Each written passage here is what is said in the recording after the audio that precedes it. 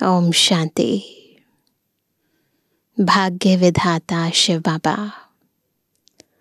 हम सभी का भाग्योदय करने रोज सुबह से लेकर रात्रि तक कभी पिता बनकर, माता बनकर हमारी पालना करते हैं, कभी शिक्षक बनकर हम पर ज्ञान रत्न लुटाते हैं, कभी सतगुरु बनकर हमें वरदान देते हैं, कभी बंधु और सखा बनकर हमारे मन की सब बातें सुन लेते हैं, दुख दूर कर देते हैं, कभी सर्जन बन जाते हैं, दर्दों से हमें मुक्त कर देते हैं। तो बहुरूपी बाबा अलग अलग संबंधों से हमें भिन्न भिन्न प्राप्तियां कराते हैं। हमें मन और बुद्धि से यानी भावनात्मक रूप से और इंटेलेक्चुअल यानी बुद्धि के स्तर पर बहुत ऊंचा बनाते हैं, ताकि बाहर की परिस्थितियां, बाहर की समस्याएं हम आत्मा की स्थिति को प्रभावित न कर सके। तो आज बाबा सुप्रीम टीचर बनकर हमारा भाग्य उदय करने हमारे समक्ष आए हैं और स्मृति दिला रहे हैं कि हम कितने कितने पदमा पदम भाग्यशाली हैं। तो हम भी इसी नशे में स्थित होकर बाबा के महावाक्य सुनेंगे। आज है 13 तारीख 13 मार्च 2024। बाबा के मधुर महावाक्य हैं, मीठे बच्चे, सारी दुनिया में तुम्हारे जैसा पदमा पदम भाग्यशाली स्टूडेंट कोई नहीं। तुम्हें स्वयं ज्ञान सागर बाप टीचर बनकर पढ़ाते हैं। ऐसा भाग्य किसी का नहीं है, न इस जन्म में है, न पिछले जन्मों में था। सतयुग से लेकर कलयुग अंत तक है ना, आत्माओं के बहुत बड़े बड़े भाग्य हुए हैं, परंतु किसी को स्वयं भाग्य विधाता आकर ज्ञान का सागर आकर पढ़ाए, ऐसा किसी का नहीं हुआ। प्रश्न है, कौन सा शौक सदा बना रहे तो मोह की रगें टूट जाएंगी। बहुत ही कठिन पेपर है मोह का ना। अलग अलग पेपर्स में हम पास हो जाते हैं, परंतु ये मोह की रगें कितनी गहरी हैं, आत्मा में कितनी अंदर तक समाई हुई हैं, हमें खुद भी नहीं पता होता। परंतु बाबा इन रगों को भी तोड़ने की विधि बताते हैं। तो कौन सा शौक बना रहे इस रग को तोड़ने के लिए? उत्तर है, सर्विस करने का शौक बना रहे तो मोह की रगें टूट जाएंगी। सदा बुद्धि में याद रहे किन आँखों से जो कुछ देखते हैं यह सब विनाशी है। इसे देखते हुए भी नहीं देखना है। बाप की श्रीमत है, hear no evil, see no evil, talk no evil, think no evil, do no evil. कुछ भी बुरा न देखना है, न सुनना है, न बोलना है, न सोचना है, न करना है। तो इसीलिए इस दुनिया की हर वो चीज़ जो दिखाई देती है तमो प्रधान है, विनाशी है, इसलिए इन्हें देखते हुए भी नहीं देखना है। ओम शांति। शिव भगवानुवाच। मीठे सालिग्रामों या रूहानी बच्चों प्रति, यह तो बच्चे समझते हैं हम सतयुगी आदि सनातन पवित्र देवी देवता धर्म के थे। तो यह याद रखना है, समझते तो हैं परंतु याद रखना है। आदि सनातन देवी देवता धर्म को तो बहुत मानते हैं, परंतु देवता धर्म के बदले हिंदू नाम रख दिया है। तुम जानते हो हम आदि सनातन कौन थे? फिर पुनर्जन्म लेते लेते यह बने हैं। यह भगवान बैठ समझाते हैं। भगवान कोई देहधारी मनुष्य नहीं है और सबको अपनी अपनी देह है। शिव बाबा को कहा जाता है विदेही, बाकी सब देहधारी, बाबा विदेही।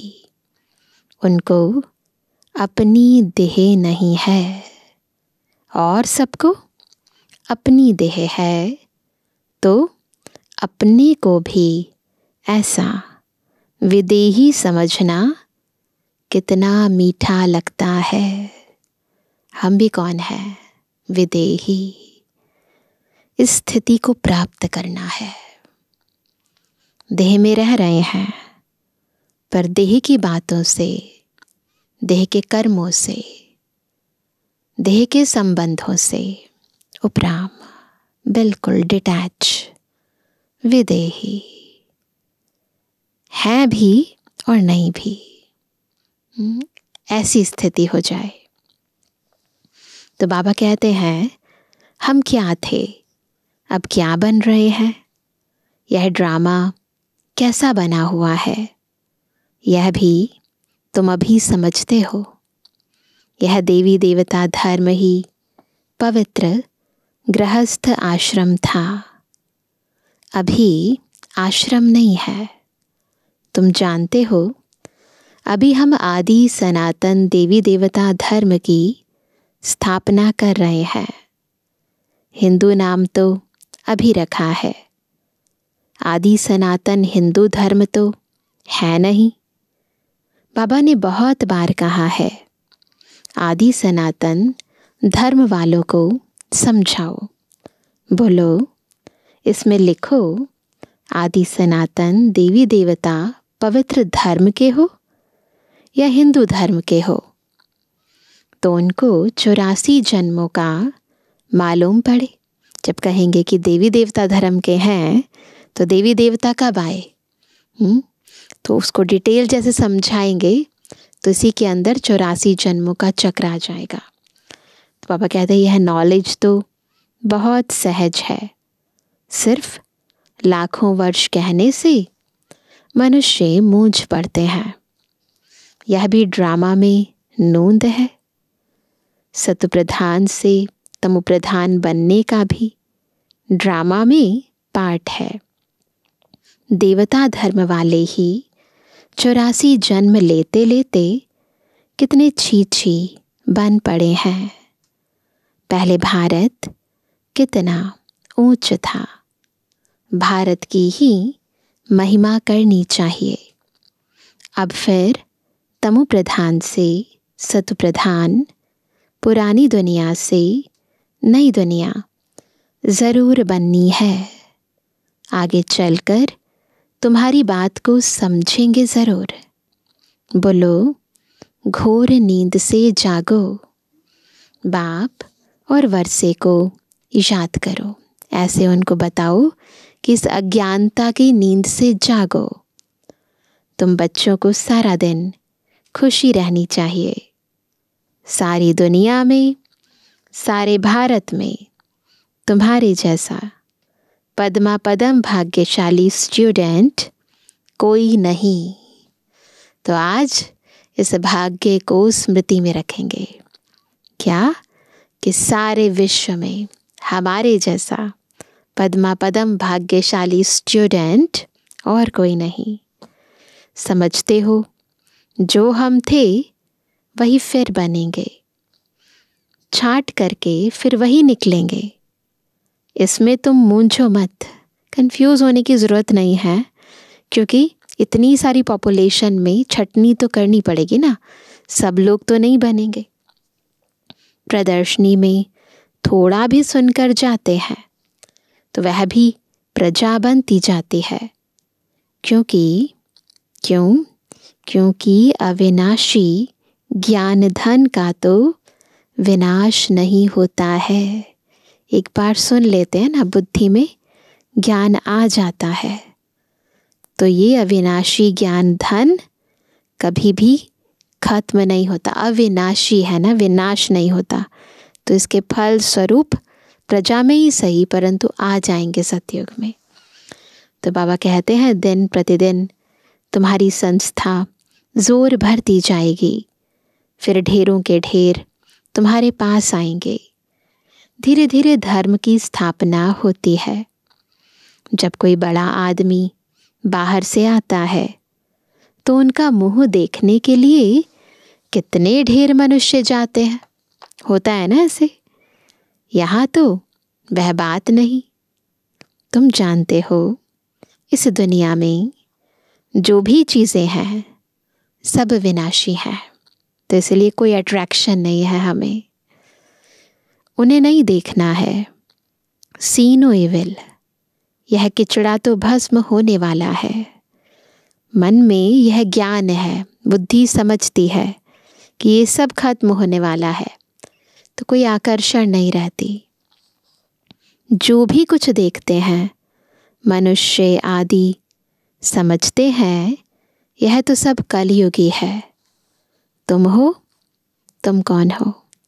तुम हो संगम युगी ब्राह्मण। तो हम तो है संगम युगी ब्राह्मण, परंतु वो सब चीज़ें, वो सब मनुष्य कहाँ के हैं? कलयुग के हैं। संगम युग को कोई जानते नहीं। इतना सिर्फ याद करो, यह संगम युग है, अब घर जाना है। बस यही याद रहे कि ये संगम युग है और इसके बाद हमें घर जाना है। बस फिर धीरे धीरे देखो अपने आप ही बाकी दुनिया से बुद्धि योग घटता जाएगा। पवित्र भी ज़रूर बनना है। अब बाप कहते हैं यह काम विकार आदि मध्य अंत दुख देने वाला है, इसको जीतो। विष के लिए देखो कितना तंग करते हैं, दुनिया में बहुत तंग करते हैं। बाप कहते हैं काम महाशत्रु है, उसको जीतना है। बिल्कुल बाबा की जो श्रीमत है वो मनुष्य मत से, शास्त्र मत से, परमत से, जनमत से बिल्कुल ऑपोजिट है। अलग भी नहीं कहेंगे, ऑपोजिट है। अब इस समय कितने ढेर मनुष्य हैं दुनिया में, तुम एक एक को कहाँ तक समझाएंगे? एक को समझाते हो तो दूसरा कहता है जादू है, फिर पढ़ाई छोड़ देते हैं, है ना। समझो कुछ ग्रुप्स में लोग समझने आते हैं, एक समझता है, दूसरा कह देता है ये तो जादू है, तो वो भी प्रभावित हो जाता है, तो छोड़ देते हैं। इसलिए बाप कहते हैं आदि सनातन धर्म वालों को समझाओ। आदि सनातन है ही देवता धर्म। तुम समझाते हो इन लक्ष्मी नारायण ने यह पद कैसे पाया। हम इस टॉपिक पर समझाते हैं। मनुष्य से देवता कैसे बने? ज़रूर अंतिम जन्म होगा, 84 जन्म पूरे कर फिर यह बने। जिनको सर्विस का शौक है वह तो इसमें लगे रहते हैं, और सब तरफ से मोह आदि टूट जाता है। एक बार धुन हो जाती है, चढ़ जाती है, इच्छा अंदर से जागृत हो जाती है कि बाबा की ये करें, फिर ये सर्विस करें, फिर वो सर्विस करें, तो फिर वो पुरानी दुनिया के सब संबंधी, सब मोह के रगे अपने आप टूट जाते हैं। हम इन आँखों से जो कुछ देखते हैं इनको भूलना है, जैसे कि देखते ही नहीं है। सी नो इविल। मनुष्य तो बंदरों का चित्र बना देते हैं, समझते कुछ भी नहीं। बच्चियाँ कितनी मेहनत करती हैं, बाबा उन्हें आफरीन देते हैं जो समझाकर लायक बनाती हैं। हम सेवा करते हैं तो बाबा की आफरीन मिलती है। प्राइज़ भी उन्हों को ही मिलती है जो काम करके दिखाते हैं। तुम जानते हो बाबा हमको कितनी प्राइज़ देंगे, जितनी सेवा करेंगे उतनी प्राइज़ मिलेगी। पहला नंबर है, पहले नंबर प्राइज क्या है? सूर्यवंशी राजधानी की प्राइज। सेकंड नंबर है चंद्रवंशी की प्राइज। नंबरवार तो होते ही हैं। भक्ति मार्ग के शास्त्र भी कितने बैठ बनाते हैं। अब बाप समझाते हैं, इन शास्त्र पढ़ने, यज्ञ तप करने से मेरे से कोई मिलता नहीं है। दिन प्रतिदिन कितने पापात्मा बनते जाते हैं, पुण्य आत्मा कोई बन ना सके। बाप ही आकर पुण्य आत्मा बनाते हैं। एक है हद का दान पुण्य, दूसरा है बेहद का। दान पुण्य भी एक हद का होता है, एक बेहद का होता है। तो बाबा कहते हैं भक्ति मार्ग में इनडायरेक्ट ईश्वर अर्थ दान पुण्य करते हैं, ईश्वर के नाम पर कर देते हैं। परंतु ईश्वर किसको कहा जाता है यह जानते ही नहीं। अभी तुम जानते हो। तुम कहते हो कि शिव बाबा ही हमको क्या से क्या बनाते हैं। भगवान तो एक ही है, उनको फिर सर्वव्यापी कह दिया है। तो उनको समझाना चाहिए कि यह तुम लोगों ने क्या किया है। तुम्हारे पास आते भी हैं, थोड़ा सुनकर बाहर गए, खलास। यहाँ की यहाँ रही, सब भूल जाता है। तुमको कहते हैं ज्ञान बहुत अच्छा है, हम फिर आएंगे। परंतु मोह की रगें टूटती नहीं है। क्यों नहीं ज्ञान धारण होता? क्यों समझने नहीं आते? क्योंकि मोह खींचता है। सोचते हैं कि यहाँ जाएंगे तो शायद घर बार छोड़ना पड़ेगा, ना भाई बहन बन जाएंगे। तो मोह की रगें टूटती नहीं है। मोहजीत राजा की कथा कितनी अच्छी है। मोहजीत राजा फर्स्ट क्लास, यह लक्ष्मी नारायण है। वो तो एक कथा है, स्टोरी बना दी है कि ऐसी भी स्थिति होती है इस सृष्टि पर जब किसी का किसी में मोह नहीं होता। परंतु वास्तव में मोहजीत कौन है? लक्ष्मी नारायण। परंतु मनुष्य समझते ही नहीं। वंडर है, रावण राज्य में सीढ़ी उतरते एकदम कहाँ चले जाते हैं? नीचे गिर जाते हैं। बच्चों का खेल होता है ना, क्या करते हैं? सीढ़ी उतरते हैं, चढ़ते हैं, तो बच्चे खेल करते हैं। ऊपर जाकर फिर नीचे गिरते हैं, है ना। तुम्हारा भी खेल बहुत सहज है। बाप कहते हैं अच्छी रीति धारणा करो, कोई छीछी काम नहीं करो। बाप कहते हैं मैं बीज रूप सतचित आनंद स्वरूप हूँ, ज्ञान का सागर हूँ। अब ज्ञान का सागर ऊपर बैठा रहेगा क्या? ज्ञान का सागर है तो ज्ञान तो देगा ना, तो उसके लिए तो नीचे आना पड़ेगा। ज़रूर कभी आकर ज्ञान दिया होगा। ज्ञान क्या चीज़ है यह भी किसको मालूम नहीं है ना, एग्जैक्टली किसी को भी समझ नहीं है। ईश्वर की महिमा गा रहे हैं, परंतु उसने आकर क्या किया, कब किया, कैसे किया, कुछ नहीं जानते। अब बाप कहते हैं मैं तुमको पढ़ाने आता हूँ तो रेगुलर पढ़ना चाहिए। एक दिन भी पढ़ाई मिस नहीं करनी चाहिए। कोई ना कोई पॉइंट ज़रूर अच्छी मिलेगी। मुरली नहीं पढ़ेंगे तो ज़रूर पॉइंट्स मिस हो जाएंगी। अथाह पॉइंट्स हैं, एक ही मुरली में इतने पॉइंट्स होते हैं। फिर रेगुलर जब पढ़ते हैं तो रोज़ के लिए कितनी सारी पॉइंट्स मिल जाती हैं। यह भी तुमको समझाना है कि तुम भारतवासी आदि सनातन देवी देवता धर्म के थे। अभी कितने ढेर धर्म हैं। फिर हिस्ट्री मस्ट रिपीट। यह चढ़ने और उतरने की सीढ़ी है। जैसे जिन्न को हुक्म दिया, सीढ़ी उतरो और चढ़ो, है ना। तो जिन्न ने कहा अगर आप मुझे काम नहीं दोगे तो मैं खा जाऊंगा। तो उसको काम दिया कि सीढ़ी चढ़ो उतरो जब तक कि दूसरा काम ना मिले। तो मन भी ऐसा ही है, तो मन को कोई काम नहीं देंगे तो मन भी हमको खा जाता है। इसलिए मन को क्या करो, ऊपर जाओ परम धाम, फिर नीचे आओ, फिर ऊपर जाओ, फिर नीचे आओ। तो ये बेहद की, है ना, उतराई और चढ़ाई है। तुम सब जिन्न हो ना, 84 की सीढ़ी चढ़ते हो फिर उतरते हो। तो बाबा कहते कितने ढेर मनुष्य हैं, हर एक को कितना पाठ बजाना होता है। बच्चों को तो बड़ा वंडर लगना चाहिए। तुमको बेहद के नाटक की पूरी पहचान मिली है। सारे सृष्टि के आदि मध्य अंत को अभी तुम ही जानते हो, कोई भी मनुष्य नहीं जान सकते हैं।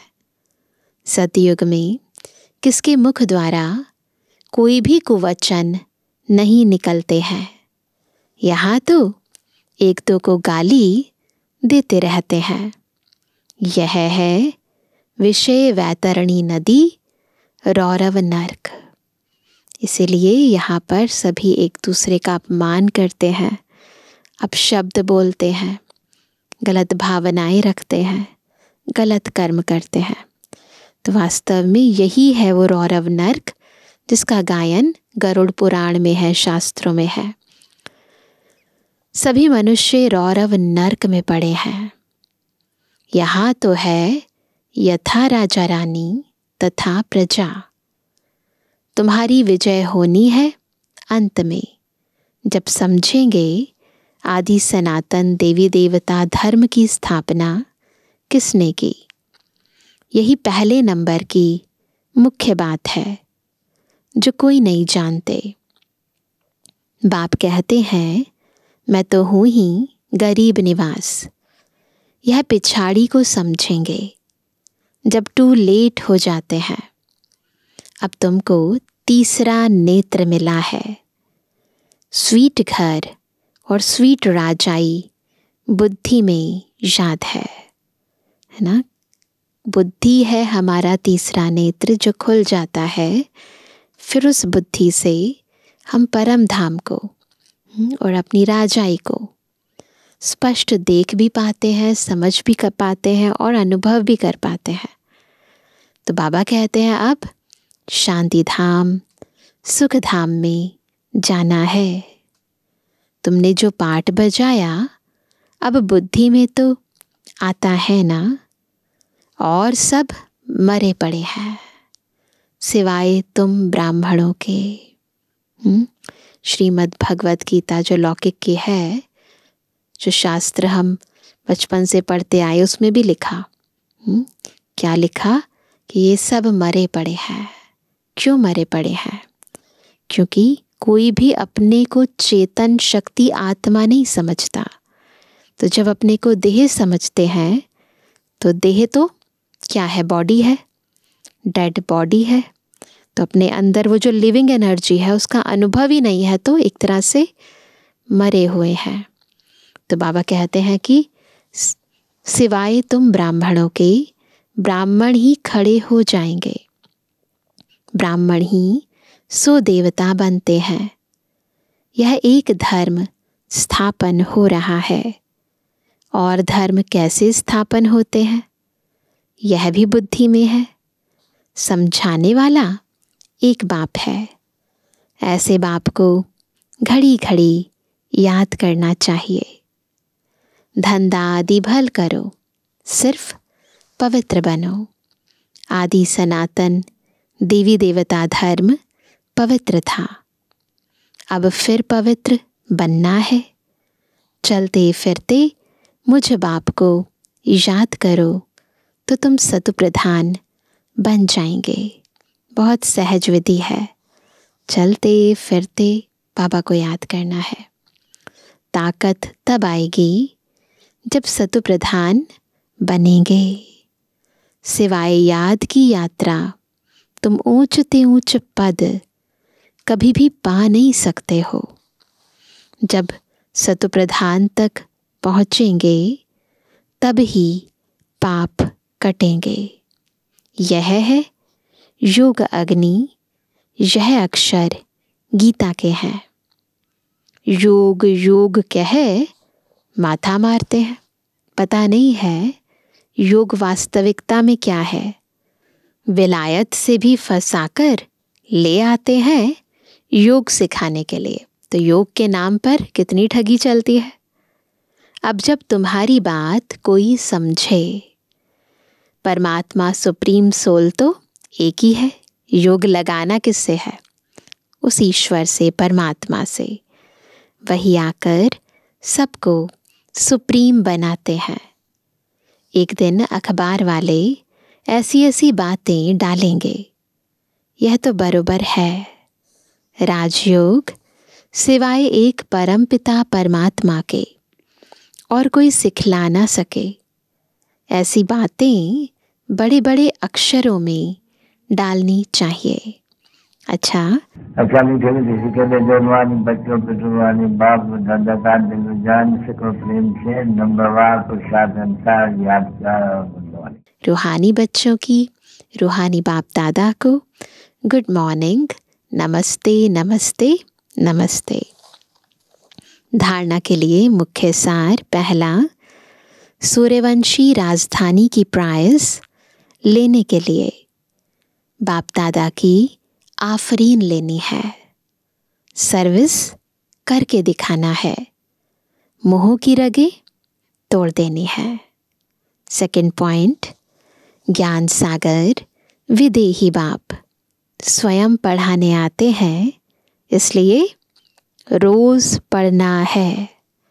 एक दिन भी पढ़ाई मिस नहीं करनी है। बाप समान विदेही बनने का पुरुषार्थ करना है। वरदान है, अपने प्रैक्टिकल जीवन के प्रूफ द्वारा साइलेंस की शक्ति का आवाज़ फैलाने वाले विशेष सेवाधारी भव। कौन है विशेष सेवाधारी? कैसे बनेंगे? जब अपने प्रैक्टिकल जीवन के प्रूफ द्वारा साइलेंस की शक्ति का आवाज़ फैलाएंगे। हर एक को साइलेंस की शक्ति का अनुभव कराना यह विशेष सेवा है। जैसे साइंस की पावर नामी ग्रामी है, ऐसे साइलेंस पावर नामी ग्रामी हो जाए। सबके मुख से आवाज़ निकले कि साइलेंस पावर साइंस से भी ऊंची है। एक दिन वह भी आना है ना? ऐसा समय भी आएगा जब सबके मुख से ये आवाज़ निकलेगा कि साइलेंस पावर साइंस से भी ऊंची है। तो बाबा ने कहा वह दिन भी आना है। साइलेंस के पावर की प्रत्यक्षता अर्थात बाप की प्रत्यक्षता। साइलेंस पावर का प्रैक्टिकल प्रूफ है आप सबकी जीवन। बिना किसी सुख के, सुविधाओं के, लोभ के, लालच के, बस आंतरिक परिवर्तन हो रहा है। कैसे हो रहा है? साइलेंस पावर से। जब हम शांत चित्त होकर मन बुद्धि को एकाग्र करके डीप साइलेंस में जाते हैं, शांति के सागर के अंदर समा जाते हैं, तो भीतर का परिवर्तन होता है। हमारी जीवन बदल जाती है। सोचने का ढंग, बोलने का ढंग, कर्म बदल जाते हैं। तो सबसे प्रत्यक्ष उदाहरण है हमारी प्रत्यक्ष जीवन। इसलिए बाबा कहते हैं हर एक चलते फिरते पीस के मॉडल दिखाई दें तो साइंस वालों की नज़र भी साइलेंस वालों पर जाएगी। ऐसी सेवा करो तब कहेंगे विशेष सेवाधारी। चलते फिरते बिल्कुल शांति के दूत नजर आओ, पीस के मॉडल नजर आओ। स्लोगन है सेवा और स्थिति का बैलेंस रखो तो सर्व की ब्लेसिंग मिलती रहेगी। सेवा का और स्थिति का बैलेंस रखो। इसके बाद है आज मातेश्वरी जी के अनमोल महावाक्य। तो पहले गीत बजा, नयनहीन को राह दिखाओ प्रभु। अब यह जो मनुष्य गीत गाते हैं, नयनहीन को राह बताओ, तो गोया राह दिखाने वाला एक ही परमात्मा ठहरा। तभी तो परमात्मा को बुलाते हैं और जिस समय कहते हैं प्रभु राह बताओ, तो ज़रूर मनुष्यों को राह दिखाने के लिए खुद परमात्मा को निराकार रूप से साकार रूप में अवश्य आना पड़ेगा। तभी तो स्थूल में राह बताएगा। आने बगैर राह तो बता नहीं सकेंगे। अब मनुष्य जो मूंझे हुए हैं, उन मूंझे हुए को राह चाहिए। इसलिए परमात्मा को कहते हैं, क्या कहते हैं? नयनहीन को राह बताओ प्रभु। इसको ही फिर खिवैया भी कहा जाता है। तो बाबा गाइड भी है और खिवैया भी है, जो उस पार अथवा इन 5 तत्वों की जो बनी हुई सृष्टि है, इससे पार कर उस पार, अर्थात 5 तत्वों से पार जो छठा तत्व अखंड ज्योति महातत्व है, उसमें ले चलेगा। तो परमात्मा भी जब उस पार से इस पार आवे, तभी तो ले चलेगा। तो परमात्मा को भी अपने धाम से आना पड़ता है। तभी तो परमात्मा को खिवैया कहते हैं। उस लोक से आते हैं, परम धाम से आते हैं। किस लिए आते हैं? हमारी नैया को पार लगाने। तो पार लगानी है, खिवैया बनना है, तो यहाँ तो आना पड़ेगा। वही हम बोट को यानी आत्मा रूपी नाव को पार ले चलता है।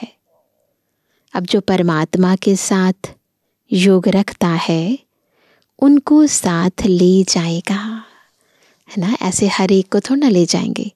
बाबा के साथ कनेक्शन जोड़ेंगे, योग लगाएंगे, तभी तो पार जाएंगे। बाकी जो बच जाएंगे उनका क्या होगा? वे धर्मराज की सजाएं खाकर बाद में मुक्त होते हैं। जब सभी मनुष्य अति दुखी होते हैं तो परमात्मा को याद करते हैं। परमात्मा इन कांटों की दुनिया से ले चल फूलों की छाँव में। तो ऐसे परमात्मा को बुलाते हैं, गीत गाते हैं। इससे सिद्ध है कि ज़रूर वो भी कोई दुनिया है।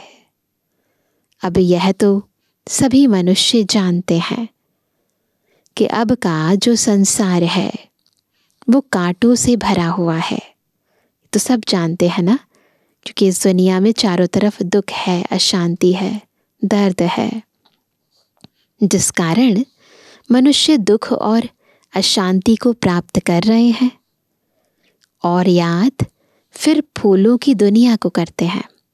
है यहाँ, है ना, यहाँ दुखी है, अशांत है, इसीलिए फिर याद करते हैं फूलों की दुनिया को, सतयुगी दुनिया को, पावन दुनिया को। तो ज़रूर वो भी कोई दुनिया होगी जिस दुनिया के संस्कार आत्मा में भरे हुए हैं। जब कह रहे हैं कि ले चलो भगवान मुझे वहाँ फूलों की छाँव में, इसका मतलब कभी ना कभी आत्मा ने वो सुख भोगा हुआ है ना, कहीं ना कहीं आत्मा में वो संस्कार मर्ज है ना। तो बाबा कहते हैं कि अब यह तो हम जानते हैं कि दुख, अशांति, यह सब कर्म बंधन का हिसाब किताब है।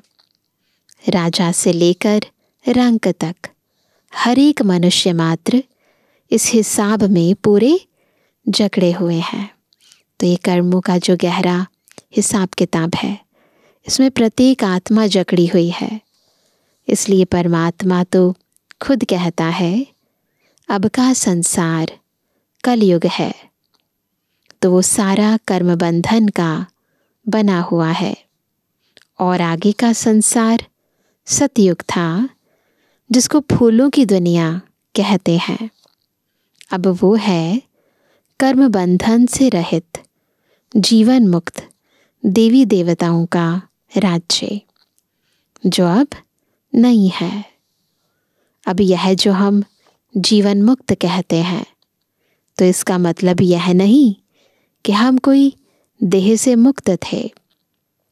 उन्हों को कोई देह का भान नहीं था, मगर वो देह में होते हुए भी दुख को प्राप्त नहीं करते थे। गोया वहाँ कोई भी कर्म बंधन का मामला नहीं है, बंधन नहीं है। कर्मेंद्रियों में आत्मा है, परंतु इनके वश नहीं है। राजा की तरह आत्मा है ना, बिल्कुल कंट्रोल में है सब कुछ। कर्मेंद्रियाँ भी कंट्रोल में है, सिचुएशन भी कंट्रोल में है, तो सब चीज़ें नियंत्रण में है। तो इसलिए वहाँ कोई खिंचाव नहीं है, कोई लगाव नहीं है। आत्मा शरीर में होते भी सब बातों से मुक्त है, सब बंधनों से मुक्त है। तो बाबा कहते हैं वो जीवन लेते, जीवन छोड़ते, आदि मध्य अंत सुख को प्राप्त करते थे। तो जीवन मुक्ति का मतलब है जीवन होते कर्मातीत। जीवन में है परंतु कर्मों से अतीत, कर्मेंद्रियों के प्रभाव से अतीत।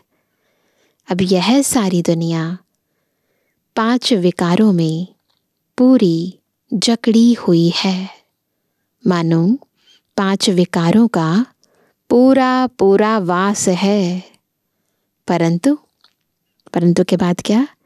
मनुष्य में इतनी ताकत नहीं है जो इन 5 भूतों को जीत सके। तभी परमात्मा खुद आकर हमें 5 भूतों से छुड़ाते हैं ना। एक तो होती है कि क्षमता नहीं है, शक्ति नहीं है, तो दूसरा ये है कि ज्ञान ही नहीं है कि हम जकड़े हुए हैं। उस बंधन को नॉर्मल और नेचुरल समझकर उसी जकड़ी हुई जाल के अंदर रह रहे हैं, एहसास ही नहीं है कि इन्हें तोड़ भी सकते हैं। तो बाबा कहते हैं कि परमात्मा खुद आकर हमें 5 भूतों से छुड़ाते हैं और भविष्य प्रारब्ध देवी देवता पद प्राप्त कराते हैं। अच्छा, ओम शांति। तो आज सभी विशेष क्या होमवर्क करेंगे? विदेही बनने का अभ्यास करेंगे।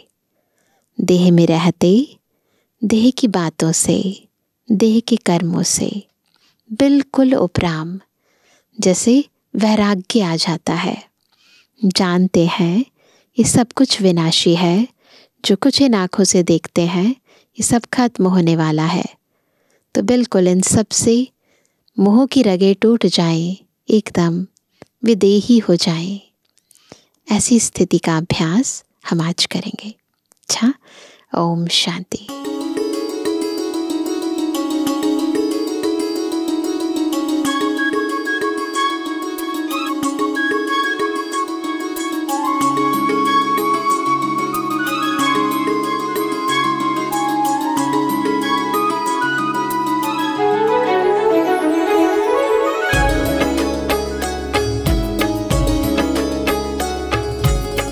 तेरी पनाहों में पलते हैं, तेरी पनाहों में पलते हैं, तेरी ही राहों में चलते हैं, तेरी ही राहों में चलते हैं, तेरी ही यादों में रहते हैं, तेरी ही यादों में रहते हैं, बाहों में तेरी मचलते हैं, तेरी पनाहों में पलते हैं, तेरी पनाहों में पलते हैं, तेरी ही राहों में चल